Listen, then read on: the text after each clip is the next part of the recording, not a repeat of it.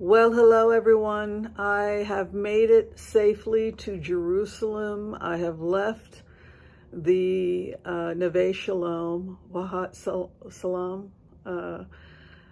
the Oasis of Peace. I want to give a special shout out to everyone at the Oasis of Peace. Thank you so much for your kindness. And my apologies to everyone. I've been very sick and I have not been feeling well. Things are actually going great. I landed some great meetings. People have started to slowly get back to me. I had a great 2-hour brainstorm with some amazing people. I wanted to also give a shout out for the author of The Anteater and the Jaguar. I'm sorry, it's coming out backwards. This is Ryek Rizik, and he was kind enough to hang out with me for a full 2 hours and got a lot of great information about building oasis zones. And yeah, still not 100%. I did find out why I keep getting sick when I fly. Would you guys like? I think that I can help you if you're struggling with this issue, so I thought I would just give it to you. All right, so if you are struggling with arthritis in the neck, if you are struggling with arthritis in the neck and trouble with pressure changes in the ear affecting the vestibular cochlear nerves, then, you know, within 24 hours of flying, when you go into an inflamed state, if your neck becomes inflamed, that can stimulate the vagus nerve and the vomit reflex. And so what was happening to me, and I couldn't figure it out, was that I have a lot of arthritis in my neck. And I also suffer from vestibular migraines, and I wasn't using earplugs.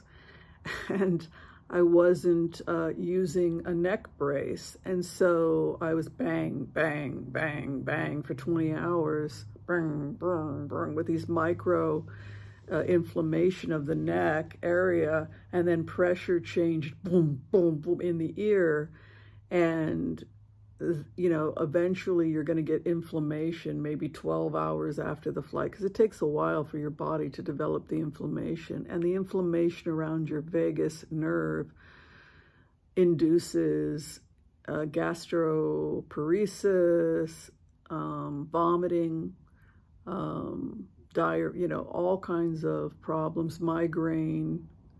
And so every time I flew, the last 3 or 4 international trips, I've been severely ill. And so at first I thought it was food poisoning, but it kept happening. Come on, I can't keep getting food poisoning. Then I thought it was my digestion being weak.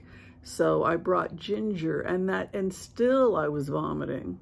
And then finally, my neck was so sore, and I thought, wait a minute, I'm a physician. This is ridiculous. Could it be the vagus nerve being inflamed? Could it be something going on with, oh my God, I'm getting old. Here is the good thing, though, if you suffer from this. I spoke to one client recently that suffers from this. She just said, I've given up travel because every time I travel, I become deathly ill for days on end. If that's happening to you repeatedly, do not assume it's food poisoning on the plane. Consider the possibility that what's happening is that your neck is inflamed, that you may have bone spurs in your neck, and that they are crunching and squeezing on the vagus nerve, which is the 10th cranial nerve. You can go ahead and Google an image of it, and you can see how it passes down the neck into the stomach. And so when those nerves become inflamed and irritated from a long flight, along with pressure changes, that can induce a violent vagus response. So anyway, so that's what happened. If how to treat it is, you want to stabilize your neck, go all out here. Get the best neck stabilizer for travel that you can get. Some of them, you know, they're just amazing. You wrap them and then you can just sleep like this. But, you know, they got the cheap ones, and then they got the more expensive ones, I've noticed. I'm going to pay the extra 20, 30 bucks. I'm going to get the best one for people who suffer from this type of arthritis. And the other thing you want to do is you want to get Earplanes to put in your ears. So now you've reduced the pressure in your eardrum and you've stabilized your neck. The other thing you're going to want to do is take anti-inflammatories before you get on the plane, and every 6 hours, 4 to 6 hours, depending on what your doctor recommends, you'll probably take something like Advil.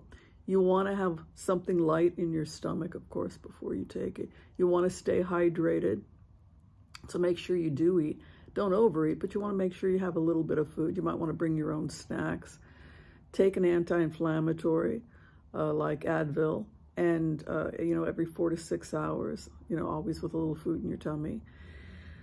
And you want to take some ginger chews with you, and Dramine, of course. And if you do those things, of course, you also should protect yourself from, things like bugs and food poisoning and all of that. Don't eat the eggs. That's always my advice on travel. But I think if you are having the same problem I'm having, and you don't want to give up travel, or in my case, I can't for professional reasons. I just travel too much, and I wouldn't want to give up to travel. I like to travel, right? So I hope that these suggestions of what I'm doing, so that this doesn't keep happening, because I know you've all been loving and worried about me.